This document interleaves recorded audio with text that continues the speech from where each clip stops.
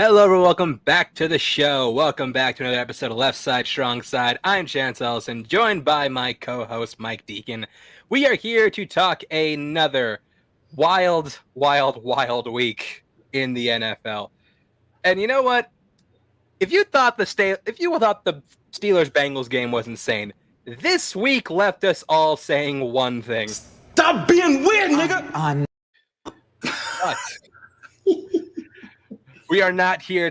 There's too much action to break down by ourselves. So joining us today, we have a guy I know pretty well. He's a massive fan of football, which is crazy because he does come from a land down under. Mr. Jacob Blunden. Jacob, how you doing, buddy? I'm good. It is way too early on a Wednesday. And no, it's good. I this week was wild. This Stop being weird, nigga! Yeah. This week was weird and wild and insane, and I loved every single minute of it. As some of you may have read the title, the subject of today's episode is going to be the art of the blown lead, which we saw quite a couple of. Yes. But we will get into all of that much later in the show. First of which, let's talk about the Thursday night game. We had the two emerging teams in the AFC West looking to assert their dominance in the division, as the Chargers took on the Chiefs.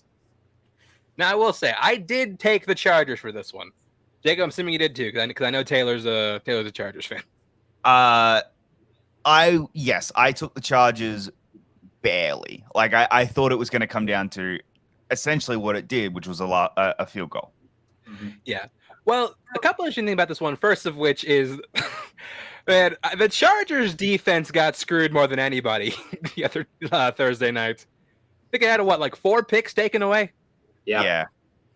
So many penalties. 2 of them I agreed with. 2 of them I thought were borderline hard. Exactly. Yeah. I think this kind of just show a lot about the Chiefs, mainly because we see Mahomes doing a lot of things that he did that kind of caused the downfall of Chiefs, mainly, playing hero ball. Right. He got extremely lucky on a lot of these throws. And for a lot of time, I will say, I don't think Patrick Mahomes was the best quarterback on the field that day. I think he was fairly outplayed by Justin Herbert. Justin Herbert actually, he definitely, I agree with you on this. Justin Herbert was throwing dimes in. He did this without Keenan Allen.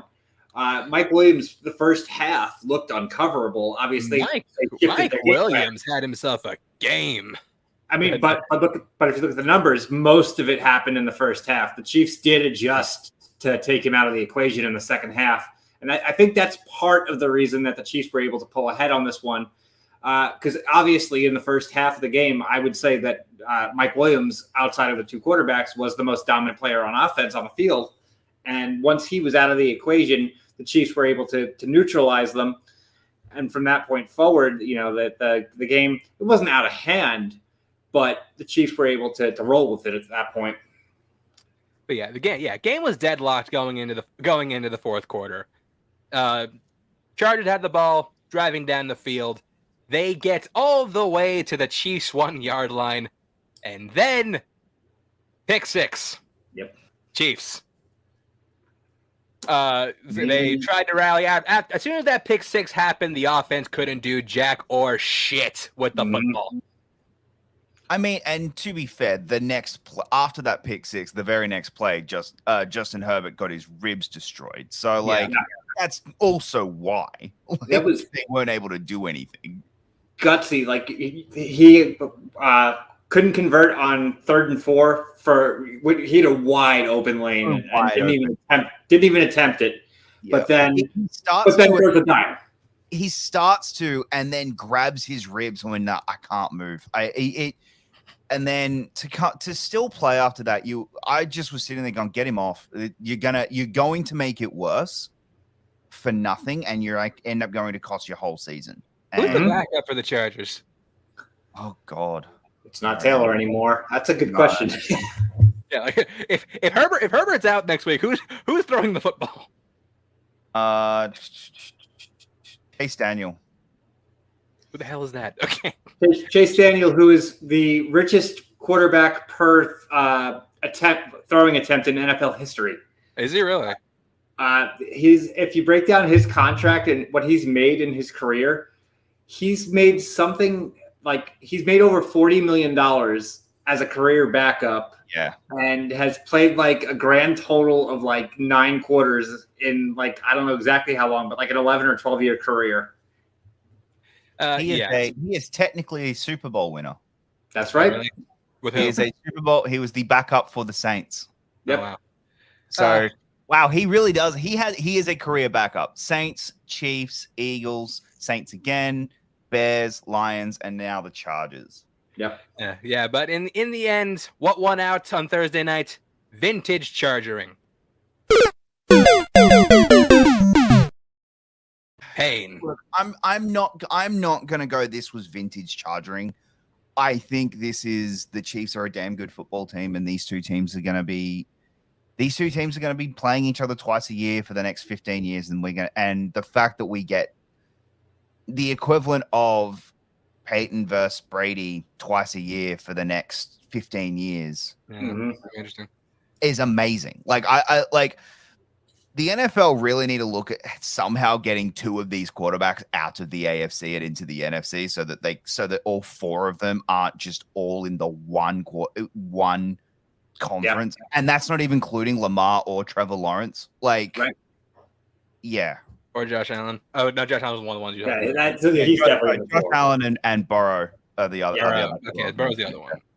Yeah.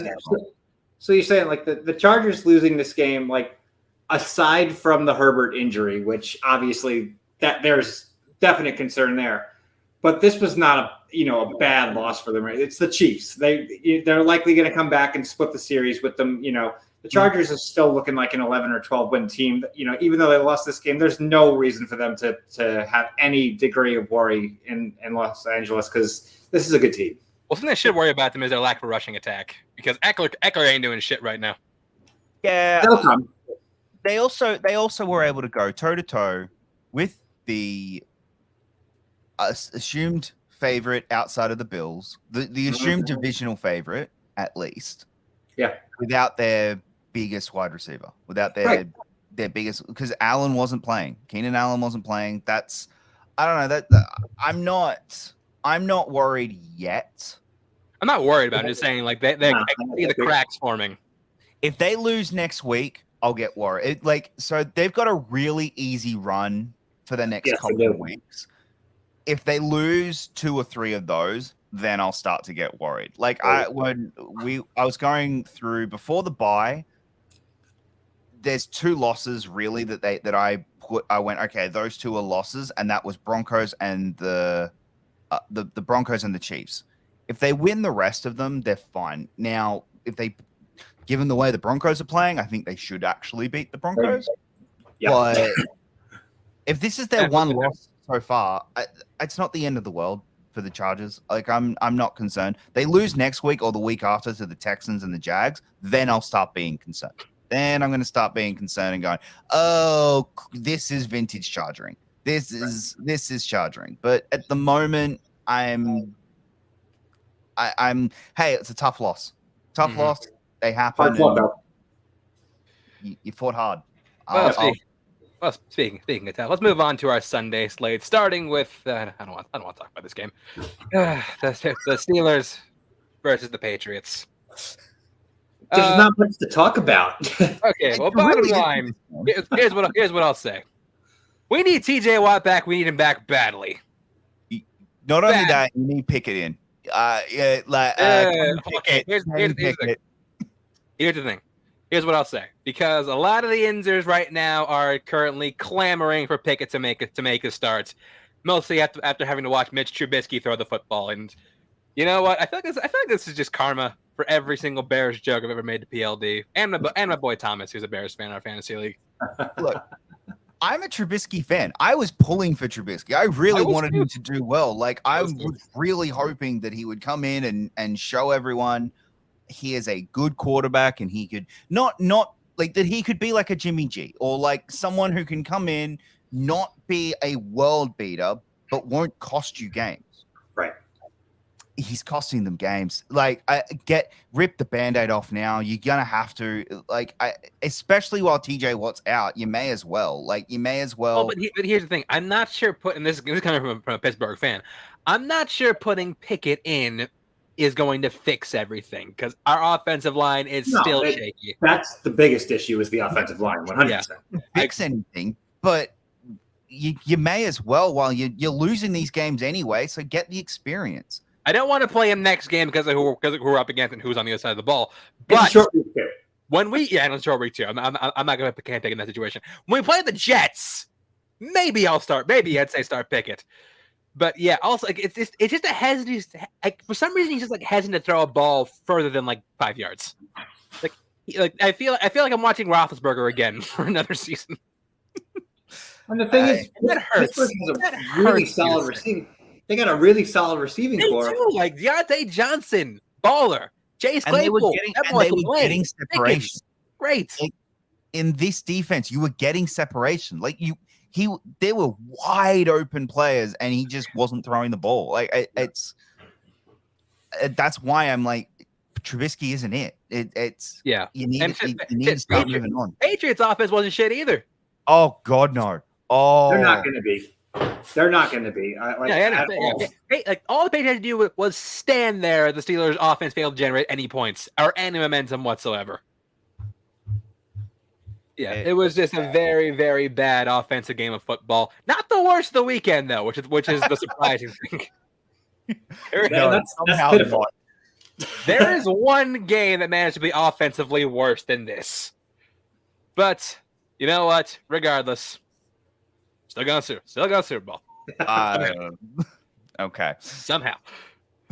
But the trophy for the worst offensive game of the weekend easily goes to Buccaneers versus Saints. Yikes. This is the worst game. This game was a mess. I did not enjoy any, every time it cut back to this game, I was just, because I watch Red Zone, that's how I watch this, and I was just this was a masterclass in offensive ineptitude. For 3 straight quarters, nobody could do anything with the ball. So I am fascinated. I cannot wait to see the Bucs. I'm fascinated this week against the Packers. Yes. But the Packers don't have a world-class offense right now. They've got to their offense isn't amazing. I cannot wait for them to play the Chiefs. That game I am excited for because I want to see how good is this defense. Is it just that they have played 2 terrible offensive teams so far, or have they made those 2 teams be terrible offensively? But hey, we got to give our respect where it's due. Mainly in the form of one Mr. Tom Brady. Check out this stat line right here, folks. 18 for 34 for 190 yards and 1 touchdown.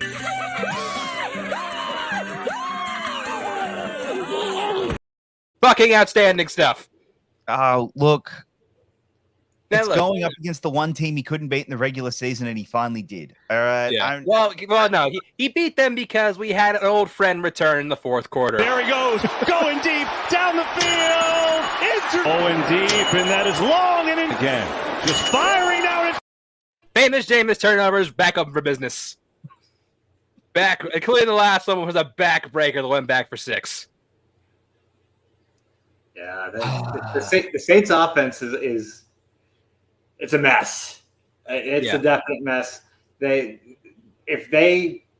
Obviously it didn't seem like it after week 1, but not having Kamara was a big deal. They not getting anything going on the ground. Kamara, he should be back this week. He's day to day, if I'm not mistaken. Okay. So he could be back this coming week, but we still don't know if he's getting suspended, do we? Not until next year. That has not been touched on at all. Okay. So which is strange. Yeah, that is strange, especially given the suspension that came out of this game. Which we're going to talk about right now. I was going to bring that up in a second because this game was a absolute stalemate until one thing happened. Mike Evans decided to beat the absolute shit out of Marshawn Lattimore. These two, just like their history together, just I don't think this is the last time we're going to see this. Oh God, no! They play again later in the year. It's going to happen again. Yeah. Yeah. They hate each other. I have a big different take on this one than everyone else. This was the best thing that could have happened for the Bucks in this game because it woke everyone up and it rallied them. Whereas in the Saints were rattled after it. The Saints were just rattled and the Bucks woke up. Yeah, but they might have won the battle but lost the war because as of right now, Mike Evans is suspended for the next week. Not good when he's trying to take on Green Bay. He's officially appealing right now. So right, but if that doesn't go through, they're down. How do you appeal that though? Yeah, I don't think that's gonna fall. I don't think it's gonna fall through because like if that doesn't work, which I don't think it will, Bucks are going into is the game at Lambeau or is it at? No, it's home. It's Tampa.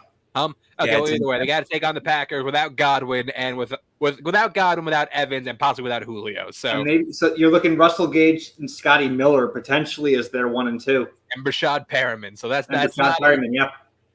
Which the Packers defense and Cole Beasley. That's right. They just signed Cole Beasley. God, Cole Beasley was on the team. They just signed him. They just signed him yesterday. So Cole Beasley will probably he's on the practice squad, but he'll probably play. He'll suit up this week because they need him. Signing wide receivers with questionable character. And Tom Brady's probably going to make him all pro. That's just what happens. But because that's the thing, Cole Beasley, he wasn't bad. He had 2 very good years. He was just annoying and an asshole. And people were like, I don't want to deal with this. And the Bills weren't risking their Super Bowl run with him. They just were like, no, we're not going to risk him. We don't need him. Yeah. Clearly. They clearly don't need him. Yeah. Well, look, the Bucs defense is coming to play, which they need to do because their offense just in back-to-back weeks couldn't do anything. Nope. For the Bucs to me are the best defense in football right now. I think they're incredible. This is a championship level defense. This is a defense that could seriously carry this team to a Super Bowl. Kind of like years ago. Yeah, look at the rest of the NFC. You're 100% right here. Yeah, especially in the NFC where their biggest challenge is this weekend and the Eagles. That's the 2 biggest ones that they're going to have to go up against. And they play both of them in the no, they don't play Eagles in the regular season. Sorry, they play Packers this weekend. I think they're going to win. I don't really know how well Rodgers is going to play against this defense. This defense is a good question. Their cornerbacks are very good on the Bucs. So yeah. So I'm not worried for the Bucs yet. The Chiefs game's the one I'm most fascinated by because you're going up against a world-class offense at that point, and the Chiefs defense is terrible. It's awful at the moment. So I'm very curious about that game more so than this weekend. All right, moving on to the next game. Well, we had 2 curse games play out. One got broken. One not so much. Indy. Wow. Serious question for you right now. What the hell is wrong with you people? Okay, I can't remember who said it, but my favorite joke that came out of this was, "Do I miss Carson Wentz?" Yeah. The fact that I'm hesitating on that is a concern. Grossi said it. That's right. Grossi said it. And that sums it up perfectly. The fact that you are hesitating if you're missing Carson Wentz. Oh boy. Yeah. Indy. Keep in mind, there's a team that I picked to win the AFC South. Indy, time to hit the panic button. Yeah. Dude, Indy were my dark horse Super Bowl. The Chiefs and the Matt Ryan was your dark horse MVP. Yeah, he was my dark horse MVP. That Chiefs and Chiefs and Bills would murder each other, and Colts would just find a way to Colts would Bengals their way into the Super Bowl, and you'd be like, "How the hell did this happen?" But it did. I thought they would be a lot better. I really thought they would be a 12-5 team. I thought they were going to be an incredible team, and the South was going to suck, which it does. But they were going to take it does. We'll get to why later. First place, Nope. Jacksonville Jaguars. Jacksonville could take this. In all seriousness, I don't believe that they're going to. But out of the 4 teams, there's a serious chance. They're the ones that they look competent. Yeah. Unlike Bottom line with this game, I'm not sure what voodoo magic, what hex is on Duval that the Colts just cannot go in there and play football because, again, they have not won in this stadium now in 8 years. Not since Andrew Luck was the quarterback. I feel like it's a payback for ruining his career. Doesn't matter what you throw in. Doesn't matter if it's Carson Wentz, Phillip Rivers, Matt Ryan. They always suck in Jacksonville. I have no words right now. I have no idea how or why. Matt Ryan looks bad. Matt Ryan looked awful. He looks old, which he never He never did. It was the question of, when he was at the Falcons, it was, okay, he's just behind a really bad team, but he's not the problem. I mean, he still wasn't the problem with the Falcons because the Falcons aren't good, but holy crap. I can't believe just how bad he is right now on the Colts. And it's making the decision. I don't know what the Jacksonville Jaguars defense did because they clamped down. They held Jonathan Taylor to 50 yards on the ground. Yeah. It's really the decision it's making the Colts to not go after Jimmy G a bad one right now. Yep. I mean, well, even if they wanted to go after Jimmy G, they can't. No, I mean in the offseason. In the offseason when the 49ers were like, please, someone take him.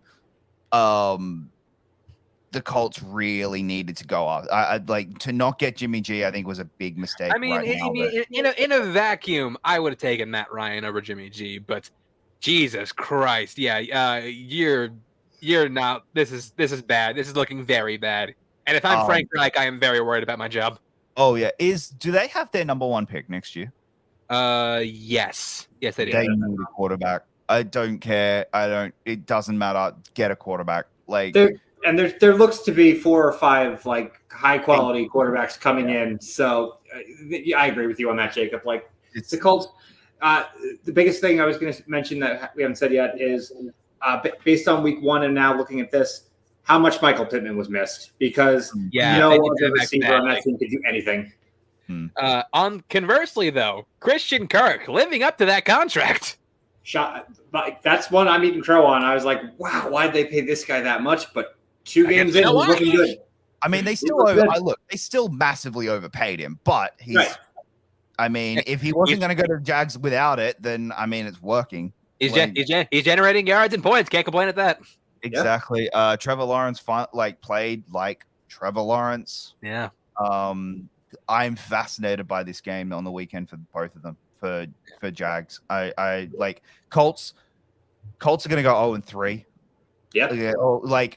2-1. Why couldn't that be why had to be a draw? But they're going to lose to the Chiefs this weekend, absolutely. And then Jags, if Herbert is out, that game's a coin flip. That game against the Chargers is an absolute coin flip. And we'll get into all our predictions and stuff later. Oh, yes, Again, don't wrap the presents before Christmas. What's wrong with you? But we got more games to get through. Next one we're going up against, it is Grit Incarnate. The Washington Commanders, God, I fucking hate that name, coming into Detroit to take on the Lions.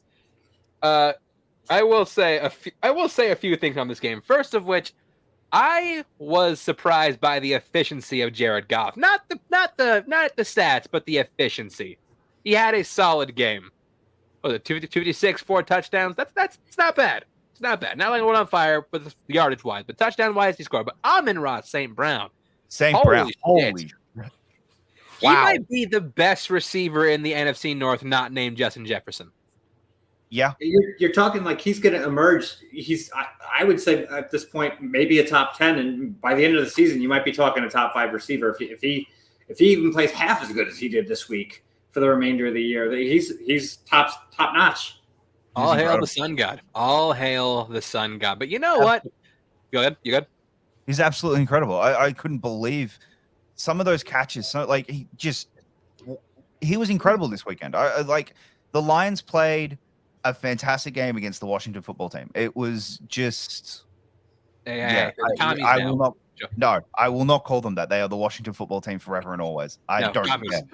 They are the Washington football team. But you know what? I will say, Carson Wentz didn't play too bad. In fact, he was the reason that the Commies were competitive in the game. Yeah, and they put up a nice fight. Curtis Samuel had a really nice game. And it's the team that was down 22-0 at half. Yeah, the Commanders are. I definitely don't think that they are like the absolute bottom tier teams. You know, they're better than a lot of people gave them credit for prior to the beginning of the season. They're not going to be a contender by any means, but they're going to put up a fight. Wentz was an upgrade over Heineke. Yeah, it's not a massive upgrade. Like it's not a we're a playoff team upgrade. Like, you know, it's not it's not Jared Goff to Matt Stafford, or it's not one of those jumps where you're like, oh wow, let's put him in the playoffs. Like if he plays like that, this is going to be incredible. It's no, he's a decent player. I'm not the biggest Wentz fan. I've never been a big Wentz fan. I think he's one. I think that contract was so overhyped and so overvalued, but he's not like he's been playing decently enough to make the Commanders are probably going to get a 10th, 11th pick. That's winning 6 or 7 games is probably realistic for them. Yeah, we'll talk about it later, but yeah, I think there's a few games that, especially given the East has a really easy schedule this year. Like the East's schedules, like for all 4 of them, are like, how is this easy? They're the East, that's why. Yeah, but even then, like, Jesus. They're playing the AFC South, so, you know, that's right there is why. Yeah. So Carson Wentz did not play, but Washington fans, mainly Ellis and Amaru, don't get too happy. You know Carson Wentz is coming out at some point in time. Oh, yeah. Next game we're looking at Panthers versus Giants. Another team that probably needs to hit the panic button very quickly because, look, we were all rooting for Baker Mayfield coming into Carolina, but it's not looking good. It is not. I am a big Baker fan. I really love Baker Mayfield. And I thought the Browns did him massively dirty. And oh God, he is not doing himself any favors. He is making the Browns look right at this moment. He really is, and like, damn, he's been bad. Outside of one quarter, he has been bad. Like, he has been awful. He was great in the fourth quarter last week that didn't get them the win, but he was awful in this game, and he was awful in majority of the first half of the game. If it wasn't for CMC, I don't even think the game is close. And that's keeping in mind the Giants don't look that great. They just don't look like complete ass like they usually do. The Giants, to me, are last year's Panthers. Remember last year, the Panthers started 3-0, and everyone was going, "Oh my God, the Panthers! Sam Darnold for MVP!" And everyone was talking. Then they looked at the 3 games, and then they went, "Oh, you played 3 of the worst teams in the league, and you did nothing after that." Like, I think that's going to be the Giants. I think they're going to go 4-0. Like, I think that they're going to be I don't see them losing a game anytime, like, in the next couple of weeks, and then they're going to fall off a massive cliff. Yeah, we'll see what happens we get there. But a big problem for Panthers is ball security. They had 2-3 lost fumbles on the day. Yeah. Gave the Giants enough momentum to put away the game 19-16. If the Panthers lose to Arizona in 2 weeks, which it'd be the first time it's happened in like 15 years or something. Like the Cardinals cannot beat the Panthers. If they lose that game, Matt's done. That'll be the Matt is already on thin. Oh, Matt's fired at the end of the season. Like, he's done. Like, there is no coming back from this season. I don't know if he gets that far. No, that's my thing. Like, he is already losing his job at the end of the year, barring a Super Bowl run. That ain't happening. Exactly. Not with this team. If he starts 0-4, they're just gonna cut their losses and go stuff it. We're done. Like, although if I'm a Panthers fan, I am scared of Matt Rule getting fired. Why? Because Ben McAdoo takes over. Speaking of the Giants. Speaking of the Giants, yeah. Oh yeah, this was a revenge game. The Giants getting to destroy their old play caller, Ben McAdoo. So the Giants, to me, like right now, if everybody remembers the classic South Park episode, they're the underwear gnomes. So steal underwear, ? Profit. That's what the Giants are doing right now, because I don't know how they're pulling these off. I guess it's largely based on the teams they played, but somehow they're doing it. And hey, more power to them. They with the exception of Saquon, nobody on that team is looking like they're great. Daniel Jones looks terrible. Daniel Jones is bad. Kenny Galladay still ain't doing shit. Yeah, Darius Jones ain't doing shit. Like, Daniel Jones, congratulations on being a backup in the NFL. This is your last year as a starter. I hope you enjoy it. Like, he has been playing terrible. And Saquon, he looked amazing last week. He was decent in this game. Like, 70 yards, nothing to sneeze at. Yeah, like, I'll take it, but he was the best player on the field for the Giants. The best player on the field was Andrew Thomas. Shit. Well, yeah. Their offensive line, that is definitely paid. Thomas and Neal is certainly paid dividends. That's a great 1-2 punch, and that's going to keep him competitive in a lot of games coming up. I'm just like, what is going on right now? Well, the Giants aren't a good team. They really aren't. Yeah, well, this is not going to last. Yeah. It's been pretty. Not par for the course. It's been pretty bad. Like, a lot of these games were not great. Here's where things get crazy. Starting with our upset of the week, Mike, your boys, the New York Jets, going to take on the Cleveland Browns in Cleveland. Now, I will say, right off the bat, Browns fans did not do themselves any favors. Why? This was their tailgate. Yeah. Jesus Christ. Yeah. But then, look, for the large part of this game, this looked like the Browns had it. Yeah, they did. They did. The Jets were they weren't rolling over or anything, but the Browns had this game. They had the splash plays. Amari Cooper had a really solid game, 102 yards receiving. Nick Chubb, 3 touchdowns on the day. This a team. They were up 13. They were up by 13 points in under 2 minutes. Yeah. Yes. 99.9% chance of winning this game. That is actually better odds than the Falcons had in the Super Bowl. Yep. Yeah. Like, that is a higher probability of winning this game than the Falcons had in the Super Bowl. But then something happened. Some would say divine intervention happened. Joe Flacco reached all the way back to 2011, 2010, found his elite talent, and not to mention the Browns defense decided, you know what? We're done. Yep. Look, I know everyone's giving Flacco his moment, and Flacco deserves it just because I don't think there is a single person right now outside of Browns fans that are sad about this. Even the most diehard Jets haters are like, this was amazing. They needed this. This was amazing. Congratulations, Jets. Especially after the way that the Browns fans acted. Look, Disgusting. This is what Jets fans looked like before the last 2 minutes. The goddamn Jets. Damn straight. Yeah, they were like, okay, here we go again. Garbage time touchdowns to Corey Davis. Okay, we got the onside kick. They got the onside kick, and they drove it down the field with a late game touchdown to Garrett Wilson. By the way, that's what I wanted to. This is who I wanted to shout out.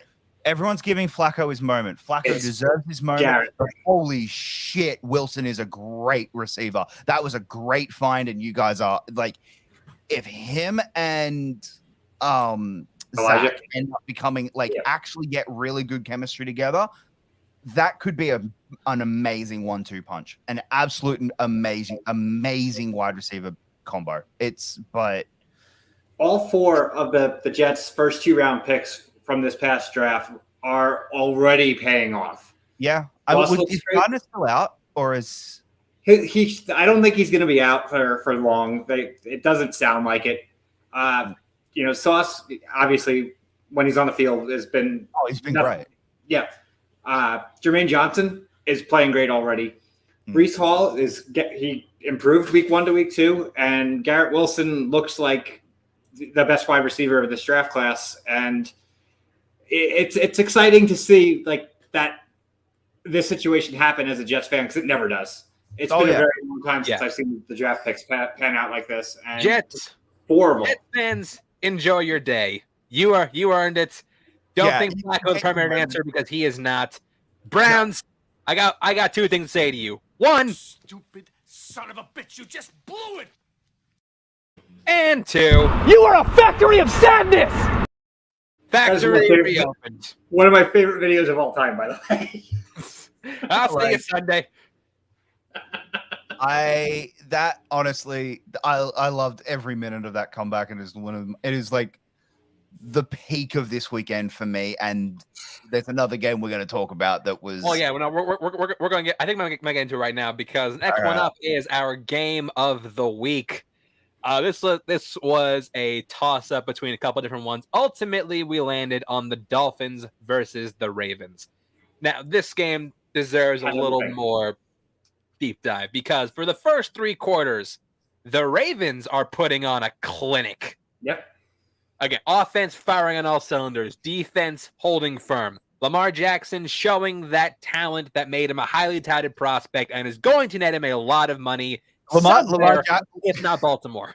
Lamar Jackson putting the gauntlet down, saying, "Pay me my $300 million." Like at the end of this game, it was like, "Oh, the Ravens are going to regret not paying him this season, because this price is only going to go up." Yeah, he is throwing his name he is in the hat. His name is in the hat for MVP immediately this year. Like, he's on another planet right now. Absolutely. This was an MVP-like performance. Now, 3 quarters. Ravens are up by 14 points.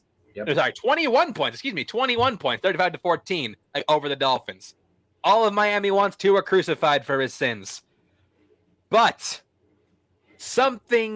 a switch goes off for Miami like I've never seen before. Tua pulls out that talent that made him a highly touted prospect to begin with. This dude goes off in the 4th quarter of the game. Look, it's the best quarter. It's the best quarter Tua has ever played in his entire career. Mm-hmm. I agree. I need to see it more than once. Yeah, if he can keep this up, keep in mind, I picked the Dolphins as a dark horse for your playoff team. If the offense can fire on all cylinders like this for the rest of the season in all 4 quarters, not just the last one, they're dangerous. I've got the Dolphins making the playoffs now, especially given my another one of my teams has absolutely just completely shit the bed, and they've dropped off in the Bengals. They're out. I don't think Bengals can make the playoffs anymore. Well, again, but yeah, I'm so disappointed in that. Anyway, the Dolphins, this Dolphins team is good enough to make the playoffs at this point. I absolutely think they will.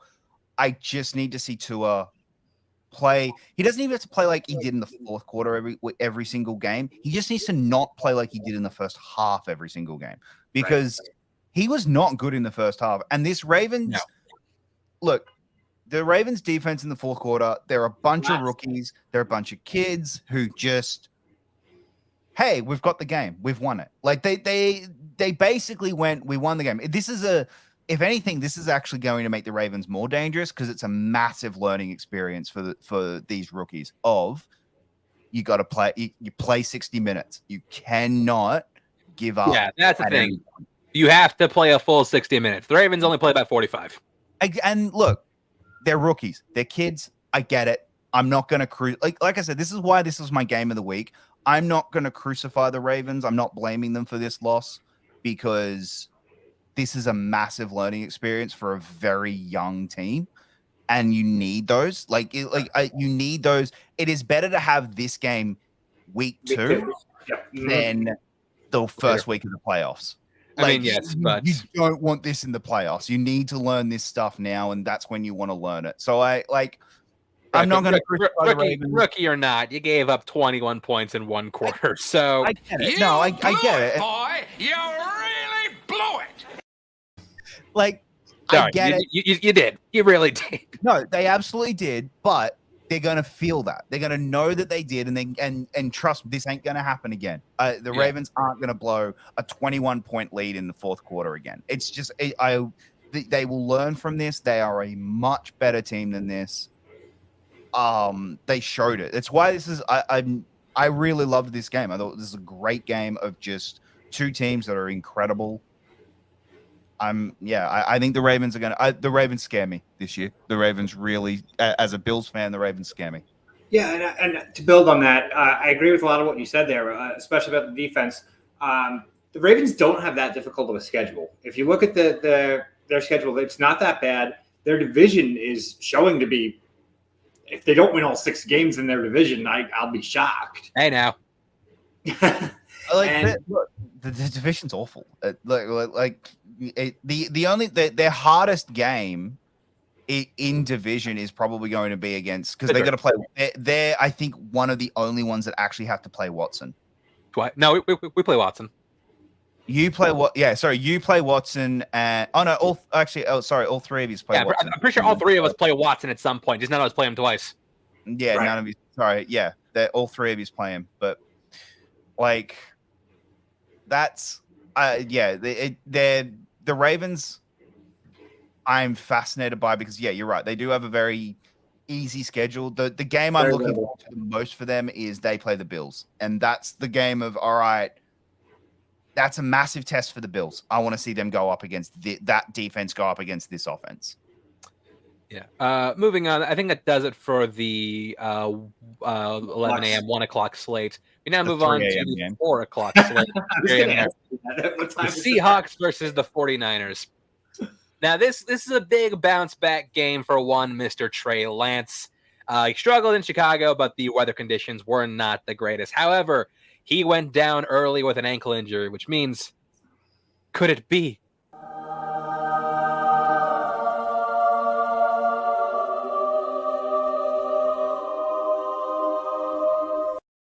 By God, he is risen. Jimmy Jesus has returned. This is why you don't trade him. I feel so awful for Trey Lance. This is this was the worst case scenario for the 49ers as well. Absolute worst case scenario that they could have possibly had for the long-term planning. Yes. This is long-term, yes. Yeah. Because they need Trey to get experience now. It sucks that to get injured so soon, but on the positive side, you do have a quarterback who you do know can at least get you the playoffs. Oh yeah. No, for this season, look, I do not want Trey Lance to get injured at all, but I am of the belief that Jimmy G would have been better this year for this year only. Long term, I totally get playing Trey Lance, and you needed to play Trey Lance for the long term future. But for this season, having Jimmy G there is going to get them to the playoffs. Yeah, they're going to win 1 or 2 more games than they would have with Lance, I think. I agree with that. I think that there's the 49ers are now one of those teams where it's like, oh, you guys could win the NFC, because the NFC is a disaster. You guys could actually come in. I was worried about Lance playing the Rams and whether or not they would beat the Rams. I think the 49ers are going to sweep the entire West. I would not be shocked if the 49ers go 6-0 in the West. Well, we know the Seahawks aren't putting up a fight because they had one good game last week. After that, nope. This is what happened. The game, Denver lost that game. Seattle did not win that Week 1 game, and I think Seattle. It's pretty obvious who they are.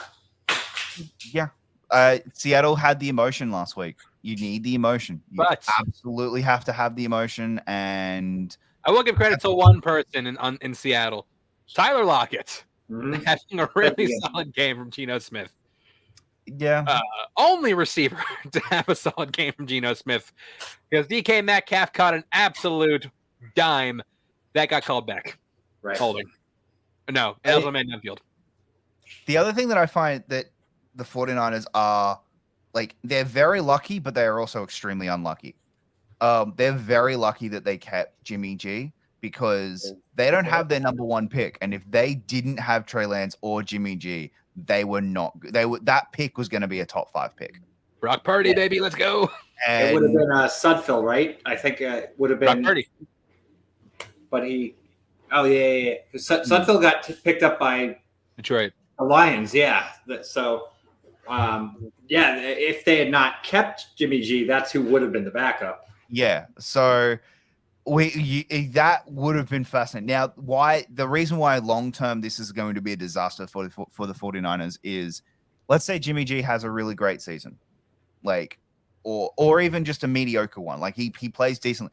A team's going to pay him next year. Tampa. Something. He's an unrestricted free agent. He cannot be traded, and he cannot be franchise tagged. That was the contract he just signed. He is an unrestricted free agent to do whatever the hell he wants. He may stay with the 49ers, maybe as a backup if he wants, but I wouldn't. I'd go somewhere else, like a Seattle, like Tampa Bay. If Brady retires, that's where he goes. Tampa. Yeah, he might go to a different team, and there we go. Whereas in the 49ers are going to have Trey Lance and a whole bunch of questions. Trey Lance, a kid who has not played in 3 years, right? And is coming off major ankle surgery. That's concerning. A ligament and the broken bone. Like, it was a very serious surgery. He's fortunate it happened once. Yeah, but it's massively concerning for the 49ers. Which is funny because I literally had that exact same injury when I played. Yeah, it's concerning. That if I'm a 49ers fan, I'm hoping this year, because I think this could be it. This that window might slam shut very quickly by the end of this year. That's something they're going to have to do. I think Jimmy G will eventually wise up. They got to incorporate Debo more into the game.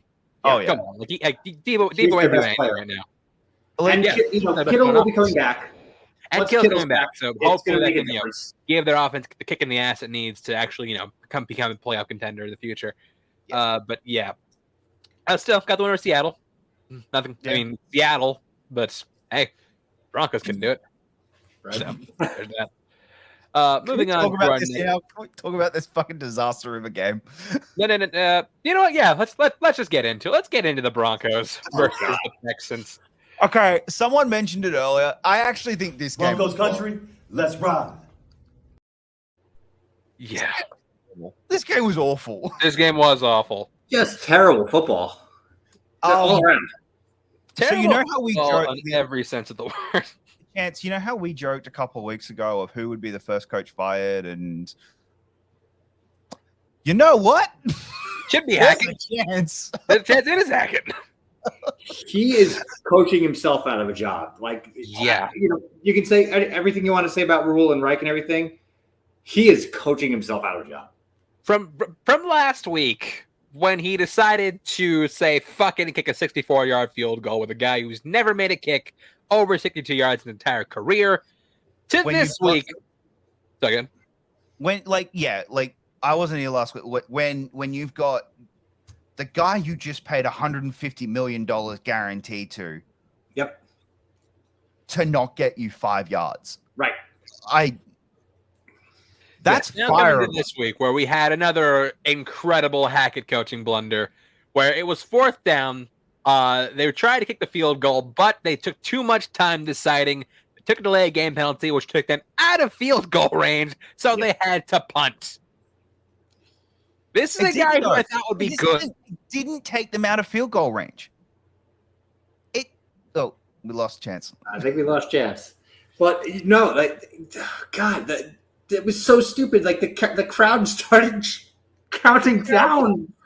Oh, this game was a complete, utter disaster. Yeah, and the Texans are a bad team. There is no doubt the Texans are a bad team. For a Broncos team with this much talent to only win that game, only put up 16 points on the board, is pathetic. Russell Wilson's showing himself to be very system oriented. Yeah, and also he's not running the ball. He needs to run the ball. So we have lost Chance completely. He's had a blackout, and we have completely lost Chance.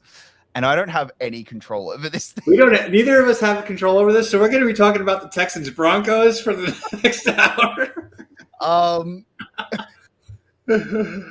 Well, amazing. So yeah, we'll move past this game and kind of just shift. We're not going to be able to change the banners or anything, but we'll shift over to the next game in a second. But final thoughts on this one, just. The Broncos are the underachievers of the league, even more so than the Colts, I think, right now. Oh, they're for me, they're the most disappointing team in football. This has been embarrassing, both of these games. Nathaniel Hackett, I don't know how he keeps his job. Because this is worse than clock management. This isn't clock management. This isn't Mike McCarthy doesn't know when the play clock's going. This is an inability to make a decision. This is umming and ahhing over what do I pick? What do I do? And wasting 15 seconds over what am I going to do? He doesn't have the decision when you need it straight away. And that is going to be the reason why you have to fire him as a coach. And if to me, he doesn't last the season. I don't think he can last the season unless something drastically changes, because he's not making decisions, and that is literally your job as a coach, is to make decisions. You're the one who has to make these calls. Are we going for it? Are we not? I am in utter disbelief and utter shock at how bad this has been. Yeah, it's a disaster right now, and they're one of the teams, the panic button. They need to hit it. They're absolutely hitting the panic button. Well, let's move on to another bad game. So Cincinnati and Dallas. What a train wreck that game was. Yes. So this was an absolute. I'm devastated. Okay, I was like the Bengals were my Cinderella story team last year. Like once I'm a big Bills fan. Like, so I've got two teams realistically. I've got Arizona Cardinals and the Bills. They're my two teams. Arizona completely crapped the bed last year, and that was embarrassing. And oh God. I'm a massive Josh Allen fan, so I really wanted him to do well last year, and I was really enjoying it. But then there was the Bengals, and it was just this great Cinderella story, and I was enjoying every minute of it. Sorry about that, folks. I have returned. I had a little bit of a blackout, but I am back. What are we discussing? Bengals, Cowboys. Oh, perfect. Fantastic. Let's let me get my stat line here. Sorry. We just went into it. Cool. Thank you, co-host, for stalling for time. Now, yes, we are on the Bengals versus the Cowboys, and we're going to cut to a live look at Joe Burrow in the game. All right, and nobody's blocking. Yes, look, remember how bad the offensive line was last year? The line they spent about $70 million to try and fix? Might be worse. Oh, it might be. No, statistically, it is worse. I look at the stats for this. Last season, Joe Burrow was sacked a total of 51 times in the regular season, which is insane in itself. Currently, he is at 13 sacks on the year, roughly 1/5 of that. In 2 weeks, over 100 times he's on pace to be sacked right now. Yes, he's on pace to now. Keep in mind, the single season sack record for a QB is currently still held by David Carr, 76 on the year. He is currently on pace to destroy that record. This offensive line is going to get him murdered. They're going to Andrew Luck him. They are going to Andrew Luck Joe Burrow, and I will never forgive the Bengals for it ever. This is a disaster. And if I'm Joe Burrow, I am desperately trying to get out of Cincinnati. I'm right now. I'm like, I need to get out. I can't. Now look. This is again, Mike and I. We both picked Cincinnati. We both thought they were going to come in and overcome what happened last week at Pittsburgh. That didn't happen. No. Cooper Kupp looked efficient. No, sorry, not Cooper Kupp. Cooper Rush looked efficient. Cooper. Oh my God. Cooper Rush played so well. There are people with legitimate questions over Cooper Rush or Dak, which is an insane argument. That is Cooper Rush scored a touchdown. Dak Prescott didn't do that. Dallas. Serious question. Dak Prescott. Is this your game? Huh? Oh, fuck. I'm so devastated right now and we lost Chance again. He's back. Yeah, sorry. Internet's still a little screwy with the blackout, but I'm good. I'm still here. But yeah, Cooper Rush looked efficient. I'm surprised. And that's where he needed to be. He didn't need to go out there. You would have thought in this game with the Bengals offense, but the Cowboys defense, Micah Parsons is carrying that team on his back right now. And with TJ Watt, going to be out for a while, Micah Parsons now has a clear shot to the Defensive Player of the Year, I think. Oh yeah, absolutely. He's a contender. That's for sure. I think he is the front runner. I wouldn't say contender. I'm going to say front runner. A contender. Something's going to happen. So someone's going to. The way he's played through the first 2 weeks, you'd have to pick him at this point. It's 2 weeks and it's the Cowboys. Let's calm down. He's legit. I'm going to play a little bit of devil's advocate for the Bengals. They've gone up. That O-line has gone up against the two best pass rushers in the entire league in their first games. Next week, unfortunately, I'm very sorry, they play the Jets. Yeah. Let's see. I'm terrified of the game. Yeah. That is the one silver lining. If you're a Bengals fan, that you can hang on to. You've gone up against the two toughest pass rushers in the game. Yeah. Why on earth your coach decided, hey, let's just let him run to Joe Burrow? I will never know. And that is borderline inexcusable, and Zach Taylor might not last the year. But Zach Taylor is the thing holding this team back. He needs to be fired absolutely. 100% Zach Taylor is holding this team back. If a coach is available, go and get him. I just don't know who is the one to. But yeah, Bengals after losing to Mitch Trubisky, you lost to Cooper Rush. You stupid.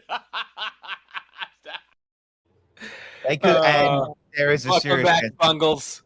They could, we miss you. They could do 3 weeks in a row, and they could lose to Joe Flacco. That'd be great. No, you know what? They need to start Mike White next week. Well, we'll talk about that later. We'll talk about that later. Next game we're going to be looking at is the Falcons versus the Rams. The Rams, who had a tough go against in Week 1. Bills. Yeah, Buffalo steamrolled them basically. Yeah, they now had a chance to bounce back against the Falcons team, which is pretty weak. And hey, for most of the game, they were doing that. Yeah, they were playing, they were driving, and at one point they were up by 28-3. 28-3. Yeah. Oh God, I saw that score. I'm just like, I jokingly said in one of our group chats, I'm just like, what the Falcons came back from this? Well, it almost happened. It almost happened. Okay, like aside from the Super Bowl, in the last 4 games, the Rams have nearly blown 28-3 twice. Yeah, and then ended up winning it 31. 27-3 the last. Sorry, it was 27-3. Sorry, yeah, and then won it with a final score of 31-27. That's true. Oh, that's right. That's right. They did. Yeah, Mm-hmm. It is just wild, just how this Rams team can just fall asleep at the wheel. And at the NFL, NFC you can kind of do that, but like if you want to go all the way, you can't do that shit. The Rams are very hungover. Very hungover. Very hungover. They are absolutely missing Andrew, the O lineman who retired. Whitworth. Yes, they desperately need O-line help massively. Desperately missing him. And Jalen Ramsey, what is going on there? I don't know what's happening. And people are going, and Jalen Ramsey trying to act like that interception at the end was, I'm back, I'm amazing. Dude, that was the dumbest throw Mariota threw. Congratulations. You picked off Marcus Mariota and a pass to a rookie? Like, dude. Like, I'm not celebrating that one. I'm more asking questions of, why did Diggs get so many touchdowns on me? Or why did the Falcons come back in the first place? Yeah. The Rams are going. They're fortunate right now that they had that game this week because they needed some kind of, the Falcons were the perfect game to recover after that shellacking they took from Buffalo. But there's a lot of question marks. This is not the surefire, a lot of people had them as the Super Bowl favorite for the NFC. I don't see that right now. No. Look, they'll make the playoffs because the NFC sucks. That's why. That is why they will make the playoffs. If they were in the AFC, we wouldn't even be talking about them. The Rams offense also like in danger of becoming it's like one dimensional right now. It's Cooper Kupp and that's it. Target share is still a problem. Like Cooper Kupp and Tyler Higbee are literally getting all the targets. Meanwhile, you have guys like Allen Robinson who ain't no scrub. I am shocked at how little they are using Allen Robinson. I am baffled by the lack. I mean, Bren, he did much more this week than he did the week prior. He's still not. They're still not using him, which sucks because you need someone to fill that void. That like OBJ was a godsend for them last season. Oh yeah. You'd think Robinson can kind of fill in that role, but he's just not getting the ball. They're not targeting him. I don't know I don't know why. Because again, we were talking about this last week. Allen Robinson's a top 20 wide receiver in this league. Why are they not even attempting to go to him? Yeah, it's just a bizarre reason. If they want to succeed long term, they got to find a way to get that dude more involved in the offense. Agreed. Yeah. I'm the other big shock for me. Like their defense has not been good at all. Their defense has like no bite to it, which is strange considering Aaron Donald's on the other side of the ball. Like how efficient they were. They had so many sacks last year, and I know they had Miller and they lost Miller, but this tale of two seasons like that, they do not look remotely like they did last year, especially in the playoffs. They don't even look close to that. Yeah, and hey, look, Bobby Wagner is doing all he can, but like he can't play secondary. He's a tackle machine. It's not what he does, but like still, Rams still got a lot to figure out. But I will say, Drake London, great game on the day, buddy. Great game. Yeah, he's looking promising. Draft this year, showing why he was like that. Although, did Kyle Pitts even play? That's the biggest question that I have about the Falcons. Kyle, from that draft, player. Kyle Pitts is a borderline bust at this point. I'm not going to go that far. I'm saying it's not on him. No, okay. I'm you're right. If he goes to another team, he probably isn't all fucking a Pro Bowler. But he's. I mean, granted, he only had the one score last year, but he had like 1,000 yards, which is insane for a tight end. Yeah. So I'm not going to put Kyle Pitts in the bust category. I feel like this is more about the team. Mariota. Still, Rams, congratulations, but gas, I fall asleep at the wheel, man. Now, moving on to the last game of our 1 o'clock slate or 4 o'clock slate, depending on where you live. This game was nearly game of the week, but this was a fun game. The Cardinals versus the Rams. Now, let's not mince words. Cardinals looked like absolute shit for 3 quarters until the fourth quarter, but then Kyler Murray went into another gear. Going into the fourth quarter, going into halftime, the Raiders were up 20-0. Going into the fourth quarter, they had a nearly 98% chance of winning the game. Yep. I am genuinely shocked we won this game. We did not deserve to win this game at all. We even in winning, we still looked awful somehow. Like we were awful. This game was awful. And when you were asking, is this game of the week? No, this game was terrible. This was an awful game to watch. Even as a Cardinals fan, and like when we won it, I was excited. I was very happy that, hey, the Cardinals got away with it. We somehow won this game. They pulled it off the end. We are a bad football team, and Yeah. why? And Kingsbury's got to go. Kingsbury's. Yeah, I think I still baffled by the decision to extend him in the first place.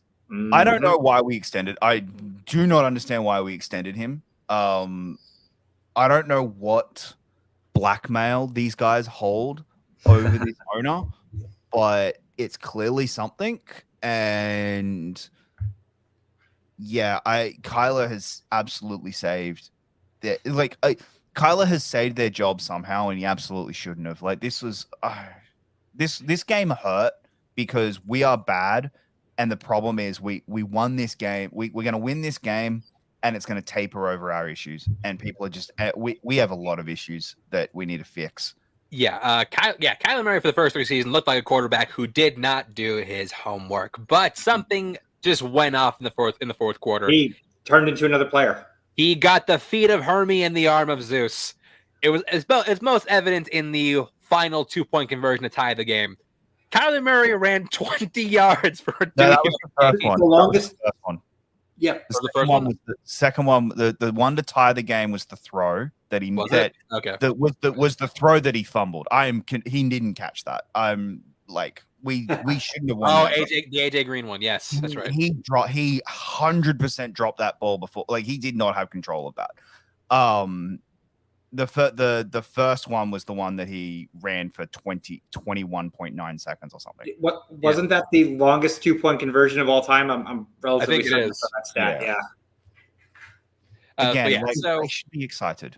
They tie the game, so we're going into overtime. Arizona gets the ball first, can't do anything with it, so Vegas gets the ball back. Vegas is driving. All they have to do is get into field goal range to win the game. They have Daniel Carlson, one of the most clutch kickers in the NFL. Yeah. They're like right on the edge of field goal range for Carlson. All they have to do is get like 4 yards ish to get into range. Now, what do? Do they give the ball to Devontae Adams, who's a fantastic receiver, best in the team? No. Do they give the ball to Darren Waller? Again, Arizona, team that is historically bad at covering tight ends. No. Worst. Do they try to run the ball? Try and get into range? No. What do? They run a pass play to a guy who had just fumbled 2 plays earlier. Yeah. It's Derek Carr's biggest problem. He's too kind. He's too nice to his players. He wanted to get that's what that was. That was you just. Well, he had the opposite problem of last week because whereas Devontae was getting all the targets last week, he was barely looked at all this game. They started first quarter was it. But that's the thing. He's gone around. He's gone. Hey, I'm gonna let you have this moment of getting us back into field goal range after you just fumbled it. Like that was that was the mindset. And that is Derek Carr's problem in that moment. But look, we can blame Derek Carr. We can blame that. I don't blame Derek Carr. No, I blame Josh McDaniels. Holy crap! Is he like Hackett is the one? Hackett is like taking all of the heat as the worst coach in the AFC West. But McDaniels has an argument. McDaniels holds a record. He has now blown the biggest lead in Raiders history. You blew it. You had it all and you blew it. Every Denver fan right now is smiling with absolute glee. But yeah, if I'm a Raiders fan, I am very concerned. And honestly, I'm not sure if this keeps going like this, I'm not sure McDaniels make it through the year. He like some of these play callings of just, hey, let's just let this defense just let Kyler do whatever the hell he wants. Like I didn't get that. Some of these decision makings, just kneel it. Honestly, like just kneel it. Take the field goal. Like I don't get a lot of the decisions made. This was baffling, absolutely baffling. McDaniels deserves to go. I can't believe that. Yeah. But the one you missed my most baffling play call of the night, which was on a 4th and 1. Let's just air it out. Oh, the Cardinals. Hey, it's 4th and 1. We're on the 50-yard line. If we give them the ball back, they need about 10 yards to win the game. I'm just going to air it out into double coverage. Yeah. Yeah. So Kingsbury and Keimer save thanks to a well-timed fumble recovery for a touchdown. Arizona, you stole this game. Now run. Not only that, no, a touchdown that he nearly fumbled Right. before the line. Yeah, that's right. He nearly pulled a Deshaun Jackson. That would have been the most. That would have been hilarious. That actually would have summed up the game. Yeah. All right. Moving on to our Sunday primetime game. We have the Bears, an emerging young team trying to take on the big brother in the Green Bay Packers. Now, how do we sum up this team as of right now? Oh, wait, you know what? I got Our offense is bad. They're always in trouble. I'll be in my room doing the suicide shuffle. Yeah. Look. The Packers didn't look great last week. But something about the Bears just... These guys... Now, look. The Bears kept it competitive. I will say. They did keep it competitive. For a quarter. And that's about it. Right after that, Aaron Rodgers and his boys they did the thing. They did what they do best and make the Bears their bitch. It felt like watching a rerun. Yeah. Like, hey, I've seen this movie before. Like, Fields is decent. Like, I like Fields. I think he is going to be a very good quarterback. I agree. He needs an offensive Some other line. team. Or another team, one of the like. My God, could you imagine if the 49ers actually took Fields instead of Trey Lance? That would have been insane. Like, the 49ers right now would be legitimately contenders. Agreed. And we would be talking about how, oh, damn. Or the Patriots got him. Or the Patriots got, like, I know the Patriots wanted him, but then the Bears jumped up to get him. And, but Fields is legit. He is just on a terrible team. The biggest concern I had out of this game for the Packers was the run.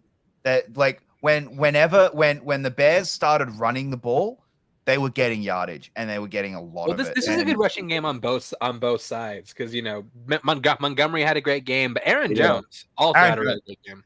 Aaron Jones made my fantasy competitive, and then Diggs and Diggs and Allen happened. So yeah, that didn't work out for me. But Aaron Jones played well. Aaron Jones played very, very well. But the run defense is the one thing that I would be concerned about as a Packers fan. I agree. The run defense wasn't good. Again, Rodgers is going to probably turn some of these wide receivers into decent players. Watkins played well. Watkins played really well. I guess this is the one game he gets this year. But that's what I'm like. No, but like that's the concern with the Packers this year. How are you going to play with no real weapons? Right. You know, like I don't know if Watson's a weapon yet. Rodgers is pissed at him, clearly. Like after that drop, he's clearly still pissed at him, which I get. That was wide open touchdown. But who else have you got, buddy? Like, yeah. Well, I mean, look, I mean, for this game, they didn't need receivers because Aaron Rodgers proves once again. I know Bears fans pissed me for playing that clip, but prove them wrong. Prove them wrong, and I'll stop playing it. All right, moving on to our Monday doubleheader. Wow. First of which, Jacob, we're talking about your boys, the Buffalo Bills. As they take on the Titans, the team who couldn't beat the team who could not beat the New York Giants, now taking on maybe the biggest powerhouse in the AFC this year. Biggest powerhouse in football, period. Like this team is. They're on another planet right now. Like, they do have a little bit more of a challenge this week, obviously, with Miami, but I don't see that ending well for Miami. This team is firing on all cylinders. Josh Allen. We'll talk about the Miami one in a bit because I am a little worried about it. But Josh Allen and Diggs is probably the best combination in football at the moment. At the moment, absolutely. Diggs went off. Like Diggs is a guy who I've always thought was. I think he's been a top 5 receiver for a few years. Like right now, he's making a case to be the best receiver in football. This year, right now, I think this year, yes. This year, there isn't an argument. He is like right now. I think he is, but that's also because Derek Carr doesn't know how to use Adams. Like Derek Carr does not use Adams. He did last week. Yeah. But right, like, okay, I fear for the state of Arizona if we have a Bills-Eagles Super Bowl. I genuinely the state of Arizona. That should be the wildest crowd of all time. Yeah, look, as much as we want to talk about the Bills, Dave, and we will. I also want to give some credit to James Cook, a guy who got one carry in week 1, fumbled it, bounced back to be the number 1 rusher on the Bills team. We do got to talk about the Titans, the team who was number 1 in the AFC last year. Well, remember when Ryan Tannehill was the savior of Tennessee a few years ago? Well, now the attitude towards him now. Oh, brother, this guy stinks! Yeah, Ryan Tannehill is gone. Ryan Tannekill is in full effect. He is. I don't know what happened. This dude's playing like absolute garbage. He just did not look like an NFL quarterback last night. Like the whole time, he was never showing any confidence at all from the first snap. I'm going to give Tannehill a slight little bit of a break. The thing that the Bills did better than anything that I've ever seen, and the one that shocked me the most was Derrick Henry. About to bring that up. Derrick Henry. Derrick Henry failed to get going again. They could not. Derrick Henry couldn't get going. They just stopped him dead in his track. There's one. I think one of my favorite tackles ever is. I don't remember who the Bill that did it was, but he just grabs his ankle. He stopped Derrick Henry by grabbing his ankle. Yeah, you don't it see used that. to take 4 men to do that, and now one player is doing it. That has, I think, really impacted Tannehill because now there's more pressure for him to throw the ball, and he's throwing it into coverage that he shouldn't be. The one that got him benched that sealed the game was a terrible interception. That was just terrible, and like that one was completely 100% his fault. The weirdest interception I've ever seen, where it hit 3 players' hands and then got caught. That's just unlucky. That is completely unlucky, and it's one of those ones that goes against his name. That you're like, man, that's harsh. that goes against your name. Here's the real scary thing, though. Like looking at Buffalo's defense, they did this without Ed Oliver last night. Yeah. That's terrifying. They still look that good, and they had an all-world wrecker who wasn't even in the game. Who, when he is there, and they're missing their corner, and they're missing their corner. Gabriel Davis wasn't playing last night, so Davis wasn't playing. Yeah, they did this shorthanded and at full strength. This is by far the best team in football. Yeah, look, the Titans are a bad team. The Titans are a bad football team. Let's not sugarcoat it. Not just that, but I think that this kind of confirms the status of the AFC South being probably the worst division in football right now. Why do we say that? Look who's number 1 at the top of the standings. But Jacksonville. This is without question. It's without question that the AFC South is the worst division in football. Yeah. We there was the question marks of is it that both Souths are terrible teams, terrible divisions, but the different one team in the South. Yeah, the South has one team that stood up and gone, hey, we're actually something because we've got the greatest player of all time. Whereas in the AFC has gone, the team that was meant to stand up and do that is the worst. Is probably the worst out of the 4 of them. Yeah. Somehow. Yeah, maybe. That includes the quarterback by Davis Mills. Like the Colts might not be the worst, but they're easily the most disappointing out of the four. Like in the whole, with the exception of Denver, the most disappointing in football. Yeah, I throw Vegas up there too. Look. You and Rich Eisen were the two people in the world who had Vegas doing something this year. I'm not putting Vegas. I thought they'd look better than this, though. I thought they would look better than. I will admit, I thought they would look better than this. And I had Denver winning the division. Yeah, Denver's so much more embarrassing. Like Denver's embarrassing. Like, but yeah, Bills, great win. I'm scared. I'm scared for your opponents coming up in the future, but we're gonna have the same conversation every Tuesday, I feel like. And secondly, for that Monday doubleheader, the Vikings versus the Eagles. Now, look, there were a lot of questions surrounding Jalen Hurts at the time of draft, and even last year, to an extent, regarding is he the guy? Well, yesterday Jalen Hurts stood up and he loudly and proudly said, "Shut up, bitch!" Holy Jalen, this is the best game I've seen him play in his entire career so far. Like, the dude was electric. There are two quarterbacks this year that were going in as question marks over. They have everything for you. Now proven. Tua did it in a quarter.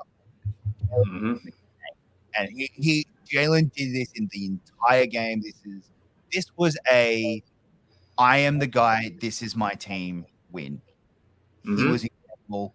Absolutely incredible. I was saying to you, Eagles have without question the best offense in the NFC, with a legitimate argument to be the best offense in football, with a discussion of being one of the best offenses in football. Like they're a top. The NFC, they definitely do. They're at this point, AJ Brown and Devontae Smith and Dallas Goedert, and they've got a 300. Same as the Bills. Not to mention their rushing attack. My God, like you have Miles Sanders, you got Boston Scott, you got Kenneth Gainwell, and Hurts himself. Yeah. Yep.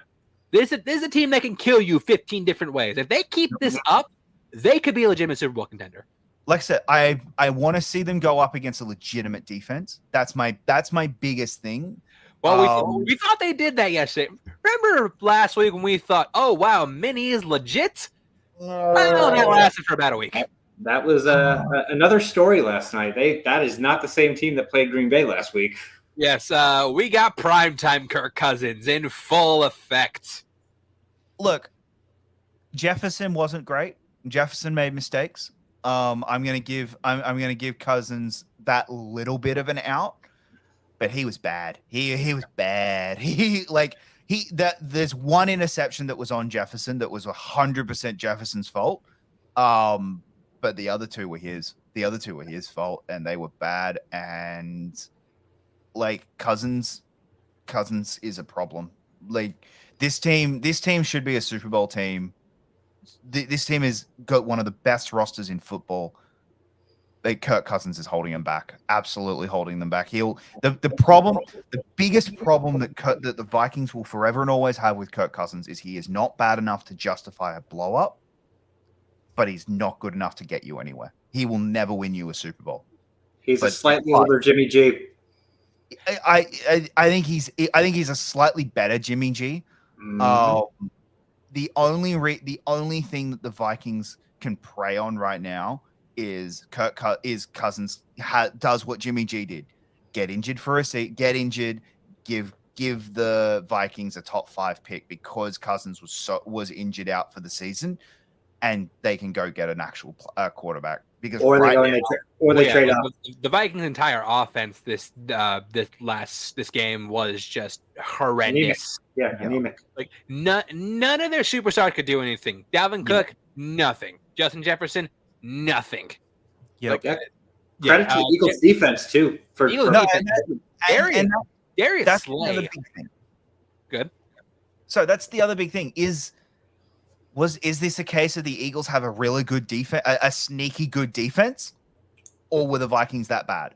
Like, That's and a that's good hard. question. I think it's a bit of both, honestly, because we talked about it last week with the Packers versus the Vikings. Slay's legit. You need somebody to lock up Jefferson, and Slay stepped up. He played incredible yesterday, to the point where what I loved was he got hurt at one play. He's like, you know what? No, his son coming in the game like, you know, no, get out. I'm finishing this. I'm gonna get my goddamn pick, and he got it. Slay was the MVP of the defense. Jalen Hurts MVP of the offense. Like, again, Jalen Hurts is saying there's a lot of question whether or not he is the guy. Keeps playing like this, there's not gonna be any question anymore. He is the guy. He'll get his contract at the end of the year. Like, if he keeps playing like this, he'll get his contract. I mean, agree. well, he'll get a contract. He might not like it because I don't know if the Eagles are willing to give. This is his third year, isn't it? A third-year contract. Yeah, I don't know if the Eagles are going to be willing to give another third-year contract to a player after Wentz. After Robert Carson Wentz, no. Yeah, they might wait to the fourth, or it'll be. But yeah, like something I actually text Jacob after this game. There's a legitimate chance that Jalen Hurts is the first QB from the 2020 draft class to win a Super Bowl. Nuts. Isn't that crazy? Yeah. There is in a class that included Joe Burrow, Tua, and Justin Herbert. Yep. Jalen Hurts might make it there first. That he'll get there first, which is insane. I mean, it's the same thing as the Lamar Jackson draft class, though. Like, yeah. Look at that draft class right now. It's Lamar and Josh Allen, who are the third and fifth quarterbacks taken in that draft class. So yeah. Was that the year of Josh Rosen? Yes. 9 mistakes.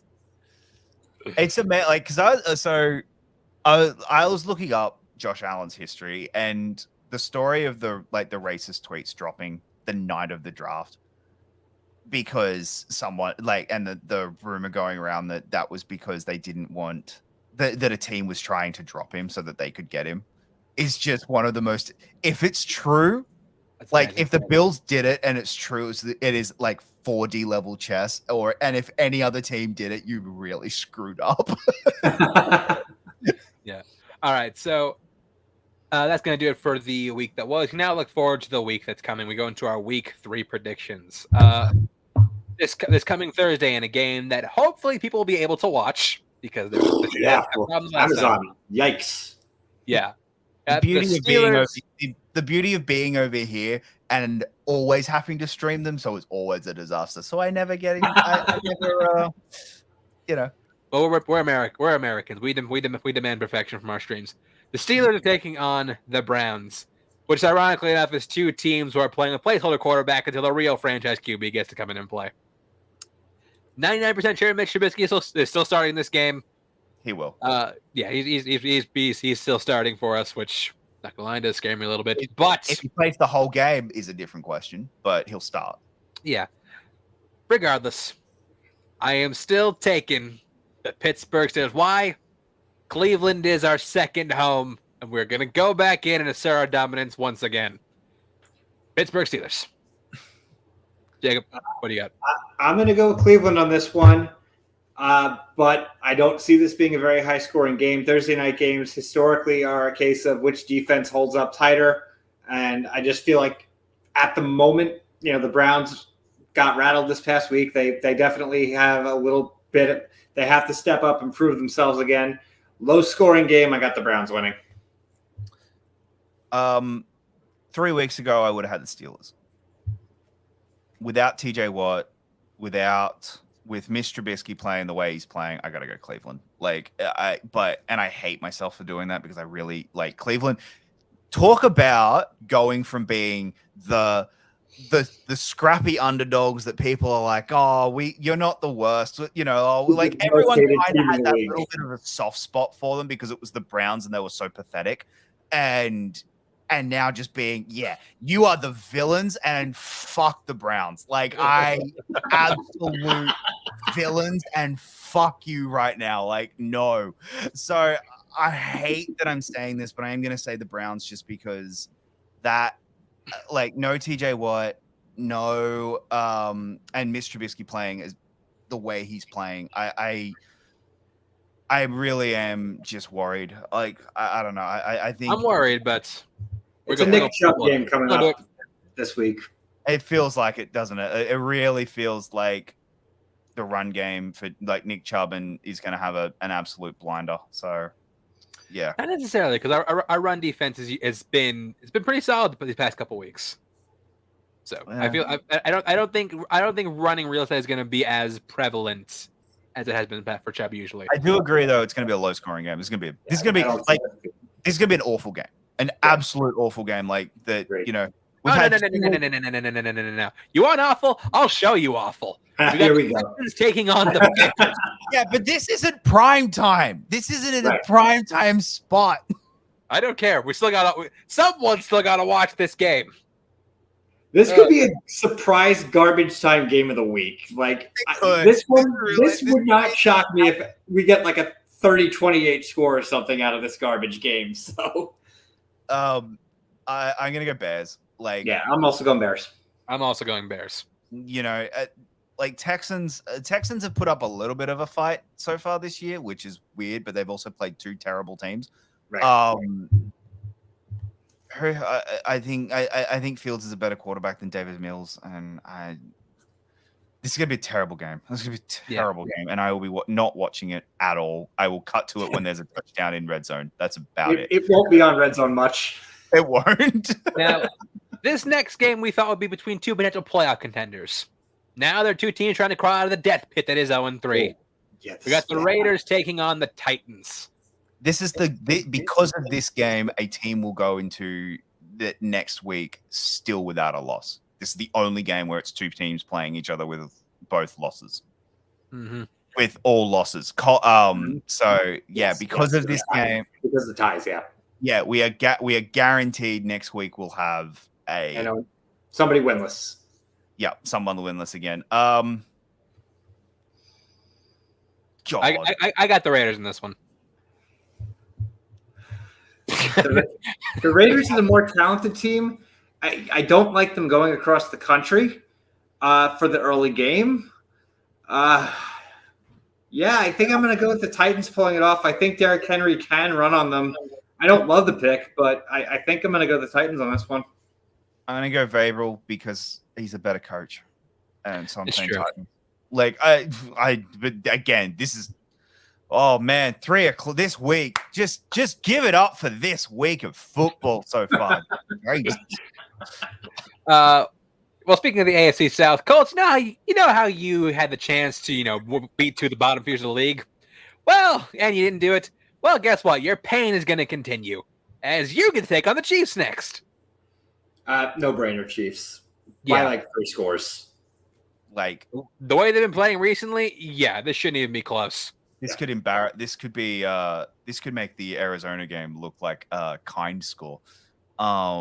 This could get ugly real quick. I'm saying Chiefs.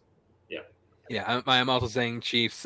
Colts, I worry for you. It feels okay. I will admit, this feels like a trap game. There's this feeling of this is a trap game, but I also think because the Chiefs are now the hunted. Although what a fucking world! Like you can't beat the Texans or the Jaguars, but you beat the Chiefs. Stranger things have happened. That's true.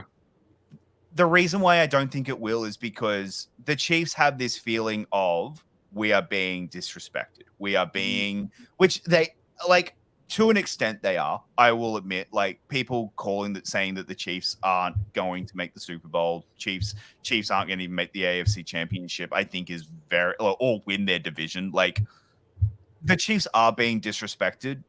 That being said, they're going to win this game. They're absolutely going to win this game, and yeah. This next one I think is going to be very interesting. It's going to be very telling for the playoff landscape coming forward. The Bills taking on the Dolphins. The best game of the early slot.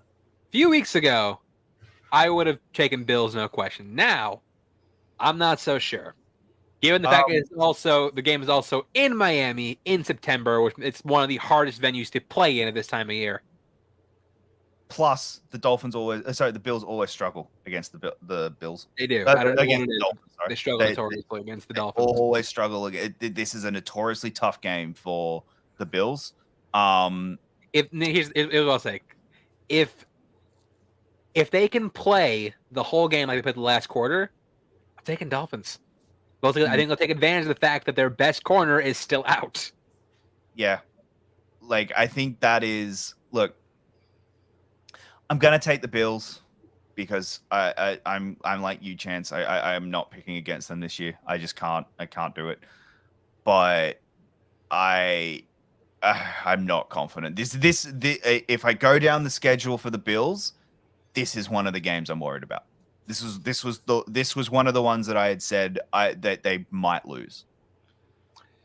I'm kind of on page with you. Like, the Dolphins are right now, they're legitimately one of the top 8 teams in football, I think. I don't think they are at the Bills level quite yet.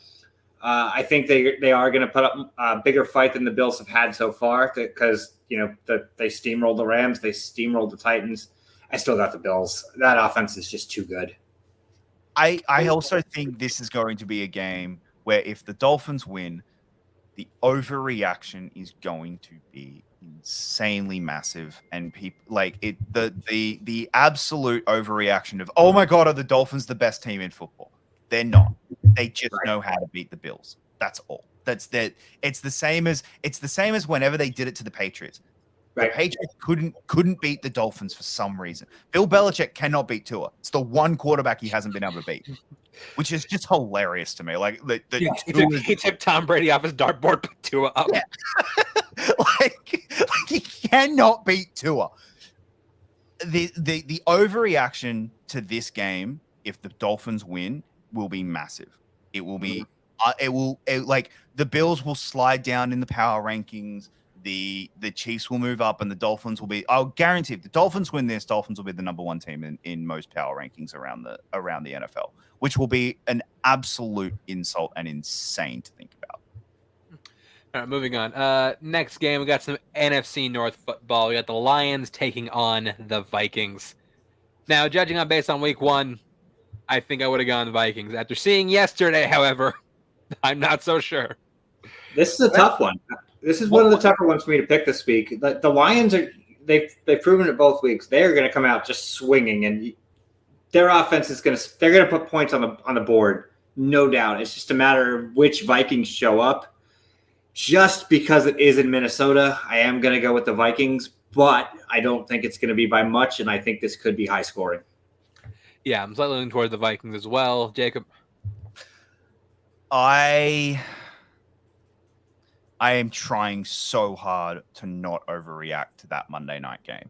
I am trying so hard. I'm going to say Vikings with absolutely no confidence whatsoever. Like if the Lions win this game, like I would not touch this game with a 10-foot pole in betting. I am not betting on this game at all because I have no idea right now. If it's not in prime time, so we might get vintage Kirk Cousins. We might actually get really good. No. Vintage Kirk Cousins blows the game. We get afternoon Kirk Cousins. Yeah, like I don't know with this game. I really don't, and I'm going to say the Vikings with no confidence whatsoever because I have the Vikings winning the division, and I need to back them for this year, and I have no faith in that pick right now, and I'm just gonna sit here and cry. Up next, we got the Ravens taking on the Patriots. I got Baltimore. Yeah, Baltimore runs away with this one. Baltimore wins. If the Steelers had any semblance of an offense this week, they beat New England. Bill Belichick's got Lamar's number, so I like I said, Ravens win it, but it's not a runaway. This isn't the blowout win. This is going to be a hard-fought game, but Ravens still win. Up next, we got a team trying to bounce back against a team riding high. You got the Bengals taking on the Jets. If the Bengals lose this one, just turn it in. Bengals lose this one. If Bengals lose this one, Zach Taylor deserves to be fired. 100%. 100%. Keep in mind, this is a team. Yeah, keep in mind, this is a team that beat the Bengals last year with Mike White. Yeah. And the personnel has gotten better since. Yeah, the Bengals, though, this game realistically, they have probably they have more to prove than almost any team this week. Like them going 0-3 is worse than almost any other team going 0-3 based Absolutely. on coming off the Super Bowl. They have to win this game. The Jets can go into this game, and if they come out the way they did in the second half against the Browns, they'll put up a fight. But I just think that Cincinnati is going to be playing desperate football. That could lead to some picks, but I still think the Bengals do wind up winning this game. Could be a high-scoring game. It could be. I'm Very taking well I'm taking the Bengals, but this is going to be a lot closer than it has any right to be. I want the Jets to win. I want the Bengals to come back in full force. I don't think it's going to happen. If it does, I'm going to cackle. Look, But I think the Bengals winning this one. if it happens, if it happens, the Super Bowl hangover will become the single biggest thing in the it's real. Like, I know it's already real, but holy crap, to do it to this team a year after that Super Bowl run, oof. Up next, the Eagles are looking to continue their supremacy on the NFC East as they take on the Commies at FedEx Field, a place where, let's remind everybody, Jalen Hurts nearly got killed by a bunch of fans. Yeah. Because it's at FedEx, this isn't the revenge game for me. Like, this isn't. Oh yes, that's right. This is also Right. Carson Wentz taking on Philadelphia. This isn't the revenge game yet. That's when Carson goes back to Philly. He's not back at Philly yet. Oh, and we saw the treatment they gave Jalen Reagor. Yeah, yesterday. so I'm going to take the Eagles because I'm not worried. Like, I'm worried about that. I think the Eagles could lose that revenge game. But I'm going to take the Eagles now, riding on high of what they just did. Yeah, the Eagles had the momentum.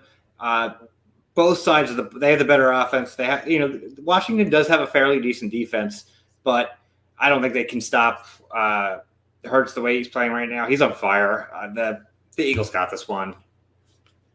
Moving on, we got NFC South football. The Saints versus the Panthers.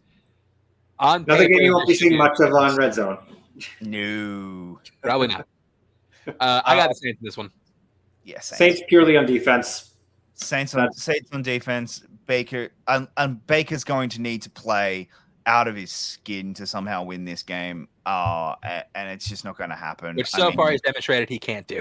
No, exactly. I mean, look, this Saints off defense limited Tom Brady. Mm-hmm.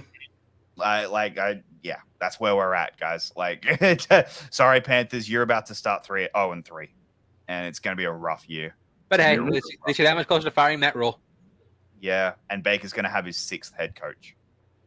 Yeah, that's right. Next one, this one on paper shouldn't even be close. However, if Justin Herbert doesn't play, you got the Jaguars versus the Chargers. If Herbert doesn't play, the Jaguars have a legitimate chance.